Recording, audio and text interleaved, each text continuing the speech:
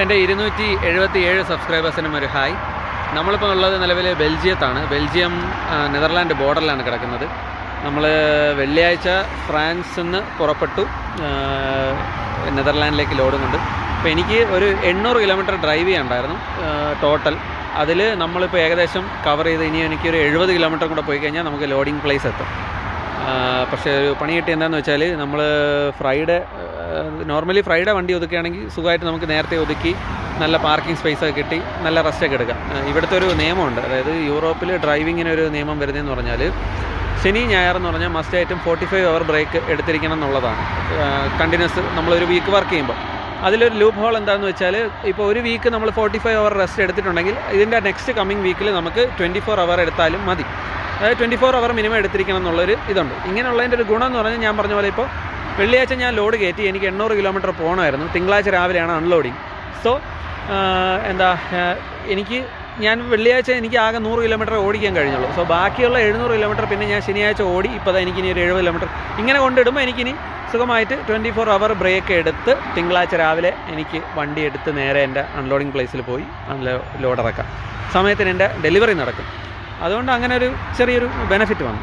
പിന്നെ ഒരു പണി കിട്ടിയെന്ന് പറഞ്ഞാൽ നമ്മൾ ലേറ്റ് ആയതുകൊണ്ട് തന്നെ ബെൽജിയത്തൊക്കെ ഫ്രൈഡേ തന്നെ ശനി ഞായർ ഓടാത്തവർ ഓൾറെഡി വണ്ടി ഒതുക്കി ഫുള്ളായി. പാർക്കിംഗ് ഒക്കെ ചെറുതാണ് സ്പേസുകളൊക്കെ, അപ്പം ഫുള്ളായി. ഞാനിപ്പോൾ വണ്ടി കിടക്കുന്ന എവിടെയാണെന്ന് ജസ്റ്റ് കാണിച്ചു തരാം.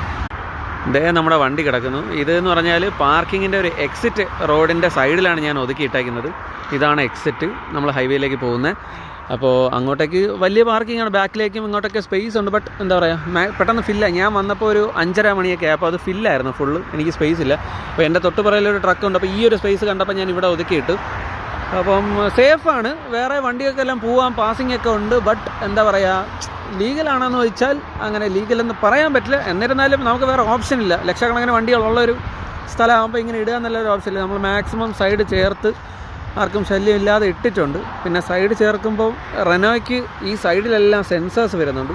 ശ്രദ്ധിച്ചില്ലെങ്കിൽ നമ്മുടെ കാശ് പോകുന്ന വഴി അറിയില്ല. ചെറിയൊരു തട്ട് മതി സെൻസർ ഡാമേജ് ആവാനും കമ്പനി നമ്മുടെ സാലറിയിൽ നിന്ന് അതിൻ്റെ പൈസ പിടിക്കാനും. ഇതിനൊക്കെ നല്ല വിലയാണ്. ചെറിയ തട്ടിനും മുട്ടിനും ശമ്പളം ആ വഴിക്ക് അങ്ങ് പോകും. അപ്പോൾ നമ്മളിപ്പോൾ നെതർലാൻഡ് ബോർഡറിലാണ് ഉള്ളത്. നെതർലാൻഡ് എൻ്റർ ചെയ്തിട്ടില്ല, കാരണം നമുക്ക് ഇതിൽ റോഡ് ടാക്സ് നമുക്ക് നെതർലാൻഡ് കമ്പനി സെപ്പറേറ്റാണ് എടുക്കാറ്. പെർ ഡേ അങ്ങനെയാണ് എടുക്കാറ്. സോ അതുകൊണ്ട് ടോൾ ഇഷ്യൂസ് ഉള്ളതുകൊണ്ട് നമ്മൾ നെതർലാൻഡ് എൻ്റർ ചെയ്യാതെ ലാസ്റ്റ് പാർക്കിങ്ങിൽ കൊണ്ട് ഇട്ടേക്കുവാണ്.